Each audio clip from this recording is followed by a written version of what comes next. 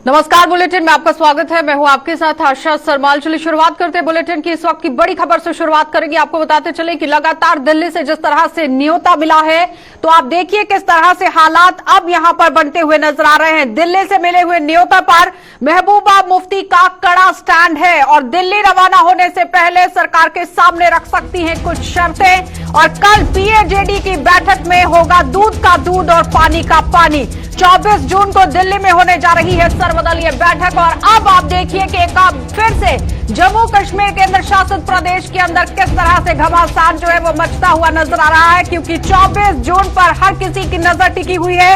आप देखिए कि दिल्ली से मिले न्योते पर अब महबूबा मुफ्ती यहां मुकम्मल तरीके से कड़ा स्टैंड यहां अपना इख्तियार कर सकती हैं और दिल्ली रवाना होने से पहले सरकार के सामने कुछ शर्तें रखी जा सकती हैं। और कल पीएजीडी की बैठक में दूध का दूध और पानी का पानी हो जाएगा, क्योंकि पहले ही आपस में सहमति नहीं बन रही थी। डॉक्टर फारूक अब्दुल्ला के साथ बातचीत करने की कोशिश की गई, लेकिन आप देखिए किस तरह से अब जम्मू कश्मीर के हालात बनते हुए नजर आ रहे हैं। एक बार फिर आप ये समझिए कि महबूबा मुफ्ती पर जिस तरह से हर किसी की सुई जो है वो अटकती हुई नजर आ रही थी कि आखिर महबूबा मुफ्ती किस तरह से अपना रुख इख्तियार कर सकती है और स्टैंड अपना ले सकती हैं। तो वही बात आप देखिए आज निकलकर किस तरह से सामने आई है कि दिल्ली के अंदर पहुंचने से पहले यानी 24 जून को जो मीटिंग होने वाली है उसमें भाग लेने से पहले केंद्र सरकार के सामने ये शर्तें रखी जाएंगी। लेकिन ये शर्तें कौन सी होंगी, ये बहुत बड़ा सवाल है। धारा 370 और 35A को लेकर वो अपना कड़ा रुख इख्तियार पहले से ही कर चुकी हैं, लेकिन अब देखना यह होगा कि महबूबा मुफ्ती कौन सा ऐसा स्टैंड रखेंगी और कौन सी ऐसी शर्तें जो होंगी वो देखने को मिल सकती हैं। यानी गुपकार अलायंस की जो बैठक होगी उसमें दूध का दूध और पानी का पानी हो सकता है। हमारे सहयोगी सनम एजाज हमारे साथ जुड़ चुके हैं। सनम, जिस तरह से अटकलें ये लगाई जा रही हैं कि महबूबा मुफ्ती लगातार अपने स्टैंड पर बनी हुई है, जिसकी वजह से असमंजस की स्थिति देखी जा रही है, लेकिन अगर दिल्ली रवाना होने से पहले कुछ शर्तें रखी जाती हैं तो वो शर्तें कौन सी रहेंगी? देखिए आशा, बिल्कुल महबूबा मुफ्ती की शर्तें हमें कल से ही मालूम हो चुकी है, अंदाजा भी हो चुका है। और उसकी जहां शर्तों में देखा जाए तो उसके चाचा जो है उसको छोड़ा जा चुका है, नईम अख्तर की भी रिहाई हो चुकी है। वही परा को बड़े केसों में पहले वो उसमें इन्वॉल्व बताया जाता था और उसके बाद वही परा को अब कश्मीर लाया जा चुका है। उसे जम्मू सेंट्रल जेल से पहले 2 दिन पहले उन्हें जम्मू सेंट्रल जेल शिफ्ट किया गया था, वहां से उन्हें कश्मीर शिफ्ट किया जा चुका है। और अब हमारे पास जो जानकारों के साथ हवाले से खबरें आ रही है, महबूबा मुफ्ती के 2 क्वार्टर से खबरें आ रही है, महबूबा मुफ्ती 2 बड़ी शर्तें इस वक्त रख रही है। एक शर्त यह है कि दिल्ली को, यूजुअली यहाँ पे लोग बात करते हैं स्टेट हुड की और इलेक्शन की डिलिमिटेशन की, और महबूबा मुफ्ती का मानना है कि दिल्ली जो है, खुद प्रधानमंत्री ने बताया कि यहाँ स्टेट हुड दिया जाएगा या डिलिमिटेशन जो है वो मरकज का करेगा ही करेगा और चुनाव जो है उनको करानी। तो इन शर्तों पे महबूबा मुफ्ती कोई इन मुद्दों पे कोई बात नहीं कर रही है। तो इस वक्त हमारे पास जो खबरें आ रही है, महबूबा मुफ्ती की 2 शर्तें, एक कि दिल्ली में जो भी बात करने जाएगा वो 370 यानी 5 अगस्त 2019 की पोजीशन के आसपास ही बात करेगा, उससे हट के कोई बात नहीं होनी चाहिए। जो कुछ भी बात करेंगे उसमें। और दूसरी ये कि इस बातचीत से पहले, दिल्ली जाने से पहले जितने भी कश्मीर के पॉलिटिकल लीडर्स बंद है या जो कश्मीर की सिचुएशन के साथ लोग बंद है, उनकी रिहाई फौरन होनी चाहिए, उसके बाद ही दिल्ली से बातचीत की जाए। क्योंकि महबूबा मुफ्ती को शायद ये मालूम हो चुका है या उसको कुछ खबरें कि इस वक्त दिल्ली इंटरेस्टेड है कश्मीर के हालात को सुधारने में, दिल्ली चाहती है कि यहाँ नॉर्मल सी हो जाए। तो उस नॉर्मल सी से पहले महबूबा मुफ्ती ये सारी शर्तें रख रही है और एक तरह से वो फ्रंट लाइन पे खेलते हुए। क्या लगता है सनम कि मौका छोड़ना नहीं चाहती है महबूबा मुफ्ती? और अब यहाँ पर कहते हैं ना जिस तरह से कि लोहा गर्म है, सिर्फ हथौड़ा मारने की जरूरत है, और उसी रास्ते पर महबूबा मुफ्ती चलती हुई नजर आ रही है। देखिए, बिल्कुल आपने सही शब्दों का इस्तेमाल किया। महबूबा मुफ्ती को लग रहा है इस वक्त लोहा गर्म है, इस वक्त उसकी शर्तें जो हैं वो मानी भी जा सकती हैं। अगर उन शर्तों पे नहीं होगी वो मानी नहीं, लेकिन कहीं न कहीं उनके आसपास होगा इस वक्त। तो महबूबा मुफ्ती उन्हीं शर्तों के आसपास इस वक्त सियासत भी कर रही है और दिल्ली को भी इस सारे मामलात पे वो लाना चाहती है। और इससे उसको 2 बड़े फायदे होंगे। दिल्ली में उसका जो है बात भी हो सकती है और कश्मीर में उसका जो पॉलिटिकल ग्राफ है, जो पीडीपी लगभग खत्म हो चुकी थी, लीडरशिप जा चुकी थी, वो एक बड़ा उसको बूस्ट मिलेगा। यूं कहेंगे फुल ऑप्शन उसको इस टाइम इन सारे मामला थे, क्योंकि आप जानते हैं कश्मीर की पॉलिटिक्स जो है इन्हीं मुद्दों के आसपास घूमती रहती है। और जो दूसरी जमातें हैं, चाहे वो नेशनल कॉन्फ्रेंस हो, उनको उनका जो टफ स्टैंड जो है, जो थोड़ा सॉफ्ट स्टैंड है, वो इस वक्त कश्मीर में लोग ज्यादा पसंद नहीं कर रहे हैं। कुछ लोग कहते हैं कि इतना कुछ हो गया तो एक बार टफ हो ही जाए, तो उस टफ का फायदा इस वक्त महबूबा मुफ्ती लेना भी चाहती है और शायद इसमें मान रहे हैं जानकार कि अगर यानी इसीलिए कह दिया गया कि हमें यहाँ पर इलेक्शन में भाग नहीं लेना है, सबसे पहले पार्टी को स्टैंड करना है, क्योंकि पार्टी इस वक्त पूरी तरह से बिखरी पड़ी है और लोगों को अपने साथ जोड़ना है। आप देखिए पीडीपी पार्टी के अंदर किस तरह से देखा गया, सीनियर लीडर्स निकल गए। लेकिन सनम यहाँ पर सवाल यह है कि धारा 370 और 35A को लेकर भारतीय जनता पार्टी भी क्लियर कर चुकी है कि वो पुराने जमाने की बात हो गई, वापस नहीं आ सकता। लेकिन अब फिर से महबूबा मुफ्ती अगर इसी बात पर अड़ी रहती हैं तो क्या लगता है कि किस तरह से आपसी सहमति यहाँ पर बन पाएगी? देखिए महबूबा मुफ्ती के क्लोज क्वार्टर्स मालूम हो रहा है कि दिल्ली 370 तो कभी वापस देगी नहीं, उस पर नहीं होगी। लेकिन कहीं न कहीं उसके अंदर जो प्रोविजन थे, जो लैंड सेफ्टी का प्रोविजन था, जॉब्स का मामला था या कुछ और जो मामला थे, लोकल एडमिनिस्ट्रेशन का मामला था, कहीं न कहीं नई दिल्ली उन मुद्दों पर बात कर सकती है। किसी और धारा में के नाम से वो यहाँ जम्मू कश्मीर को दे सकते हैं, क्योंकि विद इन दिस कंट्री ये सारा मामला तो अपने देश में जाएगा। अगर देखेंगे किसी जम्मू कश्मीर अपनी स्टेट है, अपना हिस्सा है, तो उसको जाएगा, किसी और को नहीं जाएगा। तो कुछ प्राविधान, कुछ प्रोविजन दिए जाते हैं जम्मू कश्मीर को। तो महबूबा मुफ्ती का मानना यही है कि अगर 370 ना भी हो, लेकिन वो जो है 370 के अंदर जो बड़े मुख्य अंश, यानी जिस तरह से पहले भी यहाँ बातें जो है वो निकलकर सामने आई थी सनम की हिमाचल प्रदेश की तर्ज पर 71 और 72 जिस तरह से धारा जो है वो लगाई जाती है कि बाहर से आप लोग यहाँ नहीं आ सकते हैं, जमीन नहीं खरीद सकते हैं और नौकरियों का हक जो है वो उसी राज्य का रहता है। मुकम्मल तरीके से क्या लगता है कि ऐसी शर्तें जो है वो सामने रखी जा सकती है महबूबा मुफ्ती की तरफ से? बिल्कुल, इसमें कोई नहीं। लेकिन एक और चीज है कि ये 371 372 वाला नहीं होगा, इसको और कोई नाम दिया जाए, क्योंकि महबूबा मुफ्ती से गेम भी वो चाहती है। मैंने स्पेशल प्रोविजन लाया, वो नहीं लाया।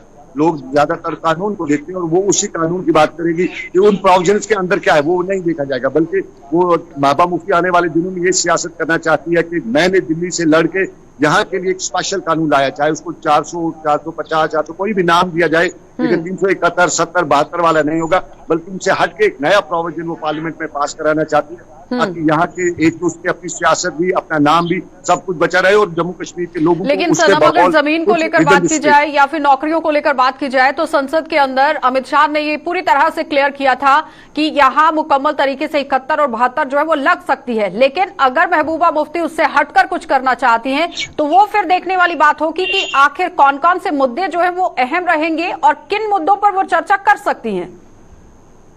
ठीक है आशा, मुद्दे यही रहेंगे। इस वक्त कोई बड़ा ऐसा मुद्दा नहीं है, लेकिन इंपॉर्टेंट ये है कि महबूबा मुफ्ती वो नाम नहीं दिलवाना चाहती है। 371 बात वो कहेगी, वो कहना चाहती है, वो यहाँ की जनता को बताना चाहती है कि मैंने आपके लिए किया और मैंने ये स्पेशल प्रोविजन जो है वो पार्लियामेंट में पास कर लड़के किया। वो बताना चाहती है कि मैंने दिल्ली से टक्कर ली, मैंने कुर्सी का नहीं सोचा, मैंने दूसरे लीडर ने की। तो वो आने वाली दिल्ली की सियासत कर रही है और उस सियासत में वो अभी तक जो सिचुएशन है उसमें किसी हद तक कामयाब भी हो रही है, क्योंकि रिहाइयां भी हो रही हैं। और उसमें बड़ा इंपॉर्टेंट ये है, जहाँ कानून की बात है वही जो पॉलिटिकल लीडर्स और उन लोगों की गिरफ्तारियां जो रिहाई की बात जो कर रही है, वो एक बड़ा लोग है, बड़ा तबका है लोगों का जो इस वक्त जेलों में बांधे, उनकी रिहाई की महबूबा मुफ्ती बात करेगी। तो उस तबके, क्योंकि सनम कल से ही देखिए किस तरह से एक एक रिहाई जो है वो देखने को मिली है। सरताज मदनी, नईम अख्तर, उसके साथ ही साथ वहीदुर रहमान परा जो कि काफी क्लोज महबूबा मुफ्ती के माने जाते हैं और उनके हक में वो कई बार खड़ी भी हुई है, स्टैंड भी उन्होंने लिया है कि एनआईए ने जिस तरह से यहाँ पर कार्रवाई की है वो नहीं होनी चाहिए थी। लेकिन एक एक करके जो परतें खुलती जा रही हैं तो जाहिर तरीके से अब यहाँ पर अटकलें जरूर ये लगाई जा रही हैं और हर किसी के जहन में ये सवाल जरूर आ रहा है कि आखिर केंद्र शासित प्रदेश के अंदर 24 जून से पहले ये कौन कौन सी घटनाएं जो है वो घटती हुई नजर आ रही हैं। देखिए बहुत कुछ बदलने को हमें देखने को मिल सकता है इस सारे के दौरान, हमें बहुत कुछ देखने को भी मिलेगा। अब पता यही चलेगा कि कल जो गुप्कार अलायंस की मीटिंग होती है उसके बाद क्या कुछ होता है, वही सब कुछ देखने को मिलेगा। और इस मीटिंग में कौन कौन भाग लेने वाला है? क्योंकि गुप्कार अलायंस के जितने भी लोग हैं वो इस मीटिंग में हिस्सा लेंगे। कल हमारे पास खबर यही आई थी कि गुप्कार अलायंस में चाहे वो नेशनल कॉन्फ्रेंस हो, पीडीपी हो, ये सब लोग जाएंगे और वहां पे एक एजेंडा तय किया जाएगा कि दिल्ली से किन मुद्दों पे बात करनी है और ये कल की मीटिंग बहुत इंपॉर्टेंट होगी। चलिए सनम, बहुत बहुत धन्यवाद जुड़ने के लिए। तो फिलहाल आपने देखा कि सनम एजाज हमारे साथ जुड़े हुए थे, हमारे सहयोगी, जो पूरी जानकारी दे रहे हैं कि किस तरह से अब सूरत हाल केंद्र शासित प्रदेश के अंदर बनते हुए नजर आ रहे हैं। लेकिन सवाल यहां पर यह है कि अब देखने वाली बात है कि महबूबा मुफ्ती जब 24 जून की बैठक में भाग लेती हैं, मीटिंग में भाग लेती हैं, तो कौन कौन सी शर्तें सामने रखेंगी, ये देखने वाली बात है। आगे बढ़ जाएंगे, अब आपको जिला सांबा लिए चलते हैं। सांबा से भी आप जो देखिए किस तरह से बड़ी खबर जो है वो देखने को मिल रही है। लगातार सांबा के अंदर पाबंदियों का दायरा घटते ही बाजारों में भीड़ उमड़ने लगी है और छूट के आदेश के बाद सांबा के बाजारों में लापरवाही देखने को मिल रही है और छूट की मांग कर रहे लोग यहां पूरी तरह से छूट का ही दुरुपयोग करते हुए नजर आ रहे हैं और पिछले 24 घंटे में सांबा में कोरोना का मुकम्मल तरीके से कोई भी मामला सामने नहीं आया है। लेकिन अगर कोई कोरोना का मामला सामने नहीं आया है तो इस पर यह सोचने की जरूरत नहीं है कि कोरोना खत्म हो चुका है, क्योंकि अगर वीकेंड लॉकडाउन को खत्म किया गया है, 8 जिलों के अंदर इस वीकेंड लॉकडाउन को खत्म किया गया, नाइट कर्फ्यू जारी रखा गया है, तो वो सिर्फ और सिर्फ आम जनता की भलाई के लिए, आम जनता के काम को मद्देनजर रखते हुए। लेकिन आप देखिए कि बाजारों के अंदर किस तरह से छूट जो है वो दी गई है और उसके बाद भीड़ यहां पर उमड़ती हुई नजर आ रही है। पिछले 24 घंटे में एक भी मामला सामने नहीं आया है, लेकिन चिंता का विषय यह है कि जिस तरह से बाजारों में भीड़ उमड़ती हुई नजर आ रही है वो कहीं ना कहीं कोरोना को दस्तक दे सकती है। साफ तस्वीरों में आप देखिए जिला सांबा के अंदर किस तरह से भीड़ जो है वो उमड़ती हुई नजर आ रही है। यहां पर आम लोगों को समझदारी दिखाने की जरूरत है कि अगर प्रशासन की तरफ से आप लोगों को ढील दी गई है, वीकेंड लॉकडाउन को खत्म किया गया है, तो आपकी सहूलियत के लिए, यानी अगर आप कोरोना को मुकम्मल तरीके से यहां बुलावा देते हैं तो एक बार फिर से वीकेंड लॉकडाउन हो सकता है। और सोच विचार करना अब आम जनता के हाथ में है कि क्या घरों के अंदर रहना है या फिर बाहर। ऋषि खजूरिया हमारे साथ जुड़ चुके हैं। ऋषि, तस्वीरें काफी हैरान करने वाली है, क्योंकि एक तरफ कोरोना का मामला कोई नहीं है, लेकिन बाजारों में उमड़ी हुई भीड़ दस्तक दे सकती है। देखिए, बिल्कुल आपको बता दूं कि कोरोना के हवाले से अगर बात करें तो काफी राहत जिला सांबा के लोगों को मिली है। पिछले 24 घंटों में कोई भी पॉजिटिव केस रिपोर्ट नहीं हुआ और पिछले दिन का अगर अपडेट करें तो 14 मामले आए थे। यानी यूं कहें तो जो फ्लक्चुएशन है वो लगातार देखी जा रही है। कोरोना खत्म नहीं हुआ है, कोरोना के मामले जरूर कम हुए हैं, लेकिन जो तस्वीरें ये सांबा जिला की सामने आई हैं, इन तस्वीरों को देखकर ऐसे अंदाजा लगा सकते हैं कि लोग बेपरवाह हुए नजर आ रहे हैं। लोग बाजारों का रुख तो कर रहे हैं, लोगों को करना भी था, क्योंकि लोगों के काफी सारे जो काम काज थे वो रुके पड़े थे। लेकिन अब जैसे ही राहत मिली है जिला प्रशासन सांबा की ओर से, तो लोग पहले दिन बाजारों का रुख कर रहे हैं। काफी रश देखा जा रहा है पहले दिन, और खासतौर पर अगर जेके बैंक की बात करें, जो दृश्य आप दिखा भी रहे हैं, तो जेके बैंक के बाहर जो वो काफी रश देखा जा रहा है।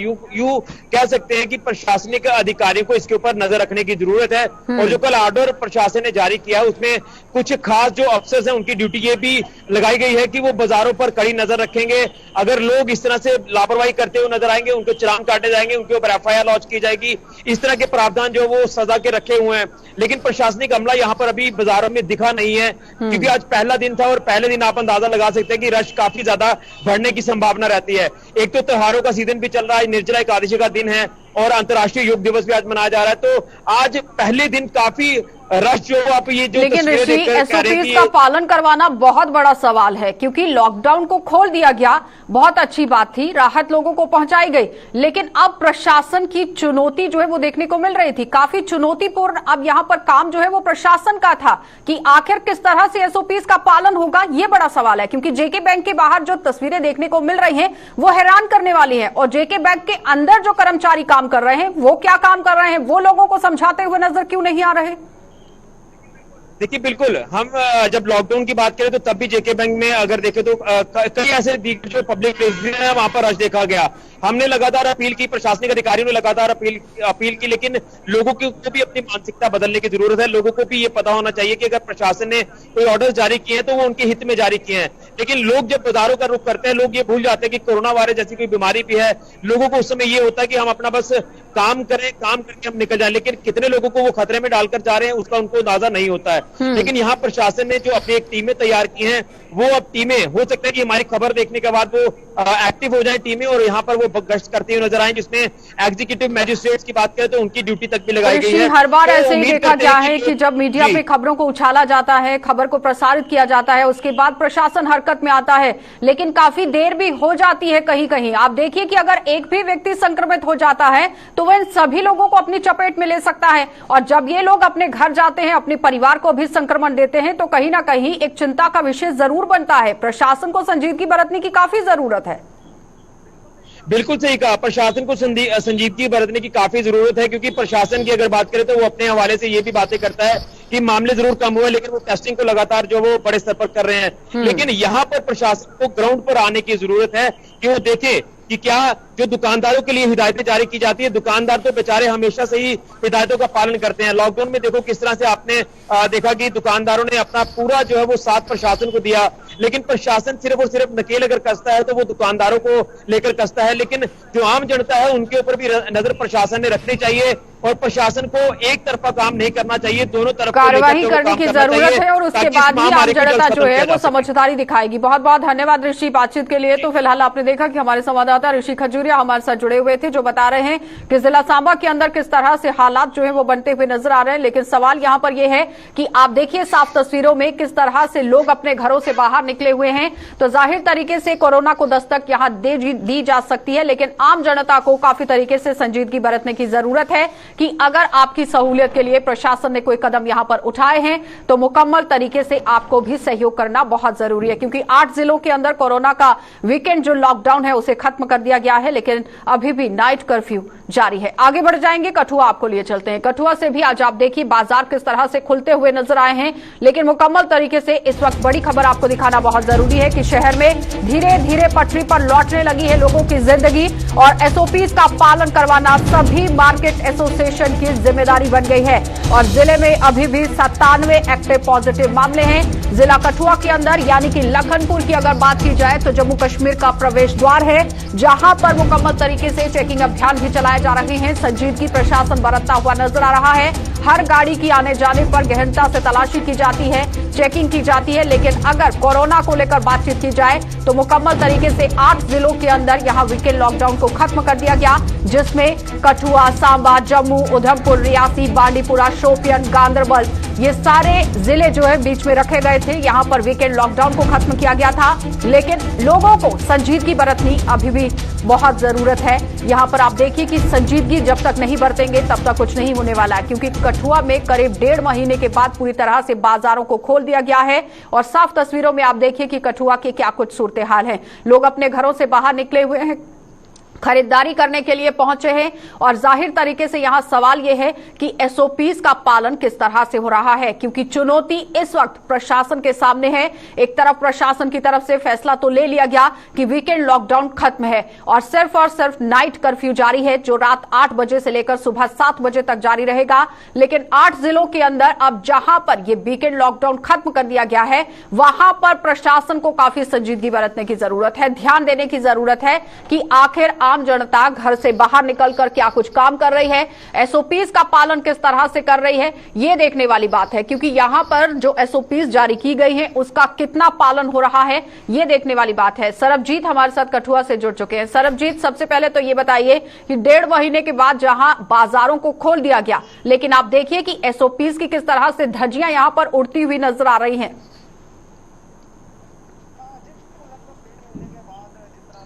जी बिल्कुल, लगभग 1.5 महीने के जिस तरह से पहले जो प्रशासन ने आदेश जारी किए थे कि रोटेशन वाइज दुकानों को खोला जाएगा, लेकिन अब जो है पिछले कल से जिस तरह से गवर्नमेंट ऑफ जम्मू कश्मीर की ओर से 8 जिलों में पूरी तरह से खोल दिया गया है। इसमें कठुआ जिला भी है। सुबह 7 बजे तक, शाम को 7 बजे तक ये सभी दुकानें खोलने के आदेश जो है वो जारी कर दिए गए हैं। तो जिस तरह से आपने तस्वीरों में देखा है कि इस प्रकार से बाजारों में जो है वो फिर से चहल पहल शुरू हो गई है, लेकिन जिला प्रशासन की ओर से 2 टूक चेतावनी जो है वो ऑर्डर के जरिए जारी कर दी गई है कि अगर कोई सोशल डिस्टेंसिंग की धज्जियां उड़ाता हुआ नजर आया या जिस तरह से कोविड के प्रोटोकॉल है उसका उल्लंघन करता हुआ नजर आया तो जिला प्रशासन पर सख्त कार्रवाई करते हुए लेकिन सरबजीत, साफ तस्वीरों में आप देखिए कि मास्क भी नहीं पहनते हुए नजर आ रहे हैं लोग। इक्का दुक्का लोग जो है वो देखिए आप किस तरह से एसओपीज का पालन कर रहे हैं। मास्क जो है वो सही ढंग से नहीं लगाया गया है और रश आप देखिए बाजारों में किस तरह से उमड़ता हुआ नजर आ रहा है।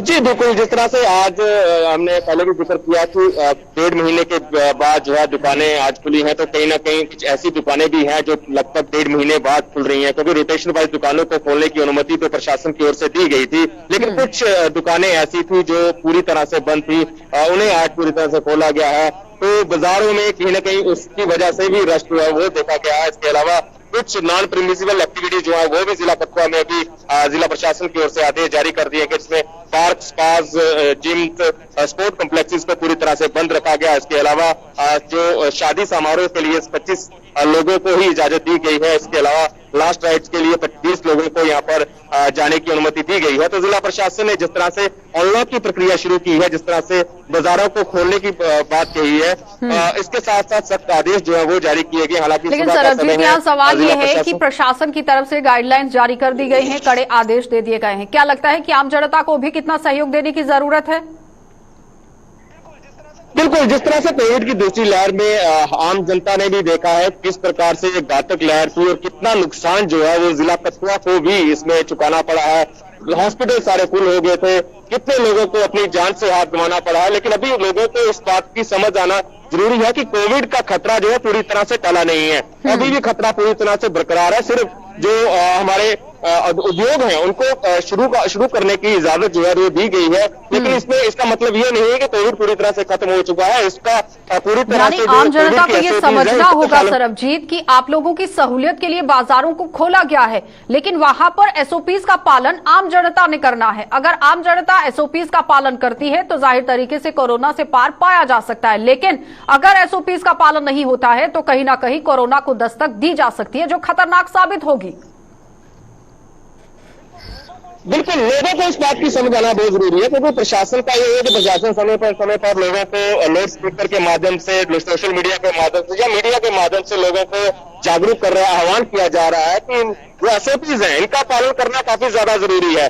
लेकिन पुलिस की अगर बात करें तो पुलिस की समय समय पर लोगों की चलानिंग कर रही है, लोगों को इस बात के लिए समझाया जा रहा है कि इस बात की समझ आना काफी जरूरी है, क्योंकि कब तक आपको पुलिस प्रशासन का डंडा जो है वो समझाएगा, कब तक आपको जिला प्रशासन के आदेश समझाएंगे। खुद समझ आना जरूरी है कि किस मुश्किल दौर से आम जनता को सहयोग देना बहुत जरूरी है, और आम जनता जब तक सहयोग नहीं देगी तब तक कुछ नहीं होने वाला है। बहुत बहुत धन्यवाद सरबजीत जुड़ने के लिए। तो फिलहाल आपने देखा कि हमारे संवाददाता सरबजीत हमारे साथ जुड़े हुए थे, जो बता रहे हैं कि कठुआ के अंदर पूरे बाजार को खोल दिया गया है। 1.5 महीने के बाद इस बाजार को खोला गया है, लेकिन आम जन जिस तरह से अपने घरों से बाहर पहुंच रहे हैं, आप साफ तस्वीरों में देखिए किस तरह हालात जो है अब बाजारों में बनते हुए नजर आ रहे हैं। लेकिन सवाल यहां पर यह है कि आम जनता को सहयोग करना बहुत जरूरी है, मास्क आपको पहनना बहुत जरूरी है, 2 गज की दूरी रखना बहुत जरूरी है, और साथ ही साथ जो गाइडलाइंस यहां पर एसओपीज की बताई गई हैं उसका पालन करना बहुत जरूरी है। और जिम्मेदारी यहां पर दुकानदारों की भी बनती है कि आखिर आपकी दुकान पर कोई भी ग्राहक पहुंच रहा है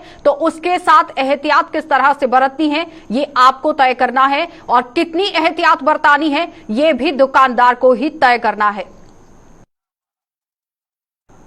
तो आज दुनिया में 7वां अंतर्राष्ट्रीय योग दिवस मनाया जा रहा है। 21 जून की तारीख ने पिछले कुछ ही वर्षों में इतिहास में एक महत्वपूर्ण स्थान हासिल किया, और देश दुनिया के साथ साथ जम्मू कश्मीर में भी विश्व योग दिवस मनाया गया, और जम्मू में स्थित हरि निवास में भी विश्व योग दिवस मनाया गया, जिसमें डिवकॉम डॉक्टर राघव लंगर मुख्य अतिथि के रूप में पहुंचे। और इस दौरान उन्होंने अपने संबोधन में प्रतिभागियों की तारीफ करते हुए कहा कि योग हमारी एक प्राचीन विद्या होने के साथ साथ प्राचीनतम समय से ही हमारी जीवन शैली का अभिन्न अंग है।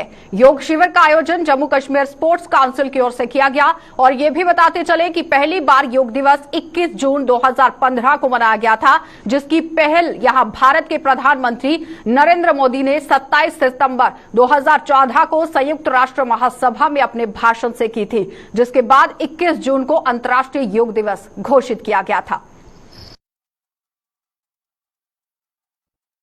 योग देखिए हमारे एक प्राचीन विद्या है, और हमारी प्राचीनतम समय से ही हमारी जीवन शैली का एक भाग रहा है। मॉडर्न टाइम्स के साथ इसमें जो एक योग की प्रैक्टिसेस में भी, चूंकि एक आम इंसान को इस प्रैक्टिस को अपनी रोजमर्रा की जिंदगी में लाने के लिए वैसे वैसे उसमें चेंजेस किए गए हैं, ताकि कोई भी आम इंसान योग को अपनी जीवन शैली का भाग बना सके।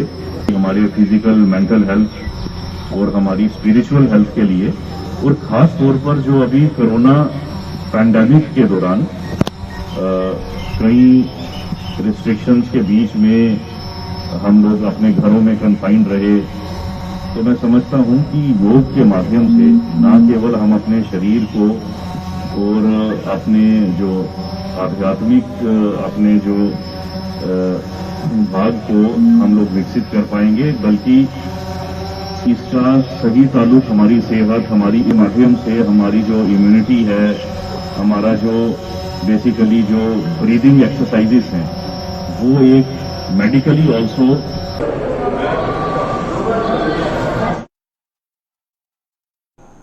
तो डुग्गर धरती पर एक नहीं बल्कि अनेक देवी देवताओं के देवस्थान हैं और माता वैष्णो और साथ ही साथ शिवखोड़ी जैसे बड़े धार्मिक स्थलों के अलावा भी यहां कई छोटे छोटे देवस्थान हैं और जिनसे लोगों की आस्था जुड़ी हुई है। और ऐसा ही एक देवस्थान है कठुआ की तहसील रामकोट में। क्या कुछ है इस पूरे स्थान की महिमा और क्या है मान्यता, इस पर एक रिपोर्ट देखिए।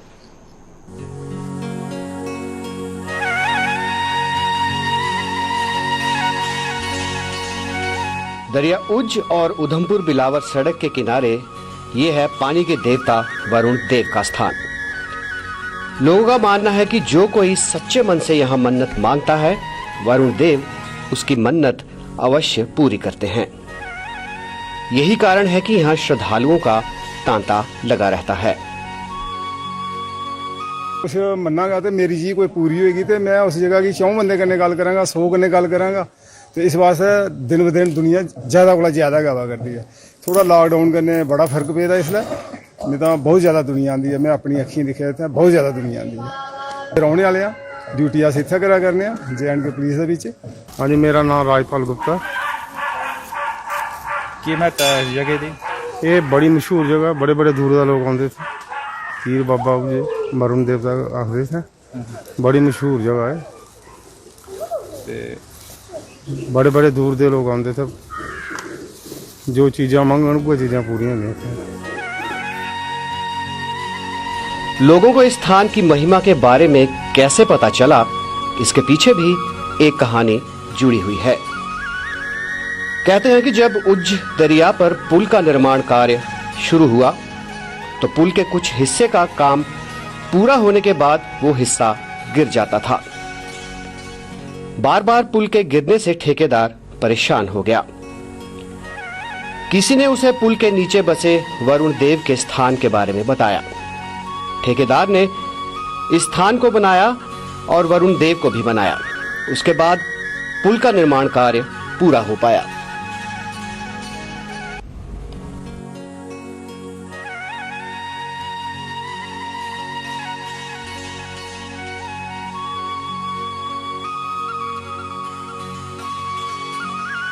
ये दसना है कि इस जगह का जो जिसले स्थान ये बनया हा, ये पुल का जोड़ा हा निर्माण करते थे, पर पुल जो डिगदा जाता इन्हें असी के किया कि दोबारा इतने जगह थापी पंजाब के कोई ठेकेदार, हम इस जगह की थोड़ा महत्व दिता, बाद जो पुल नहीं डिगया।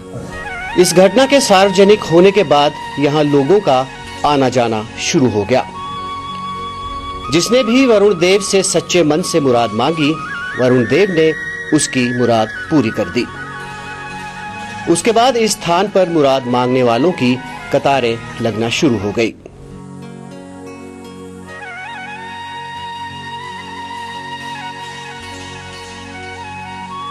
दुनिया इतना मनत करी आती है, हर एक अपनी जो भी मनत करी है, सब कुछ प्रसाद भी चाढ़ते हैं, बकरे भी चाढ़ते हैं, हर एक चीज चाढ़ते हैं इतने।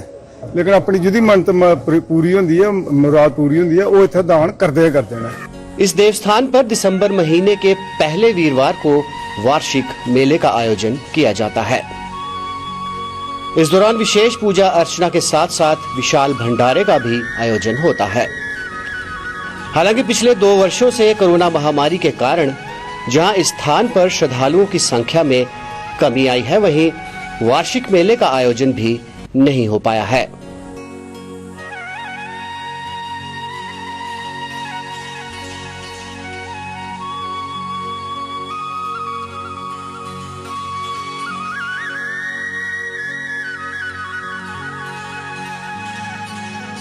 साल का एक बार मेला लगता है जेठे वीरवार, दिसंबर महीना जो जेठा वीरवार आता है, बड़ा बड़ा जग होंगे। हर वीरवार इतने बहुत ज्यादा रश होंगे, जो खासकर वीरवार जो जेठा वीरवार होंगे बहुत ज्यादा रश होंगे। लॉकडाउन करने बड़ा फर्क पेदा इसलिए, नहीं तो बहुत ज्यादा दुनिया आती है। मैं अपनी अखी दिखे थे बहुत ज्यादा दुनिया आती है। लोगों की झोलियां भरने वाले इस देवस्थान के अलावा डुग्गर धरती के आंचल में और भी कई देवस्थान अभी भी छुपे हुए हैं, जिनकी महिमा से लोग अभी भी अनजान हैं। रामकोट से देवेंद्र सिंह के साथ अश्विनी चंदेल की रिपोर्ट। चलिए बुलेटिन में फिलहाल इतना ही। देश और दुनिया की खबरों के लिए आप बने रहिए गुलिस्तान न्यूज के साथ।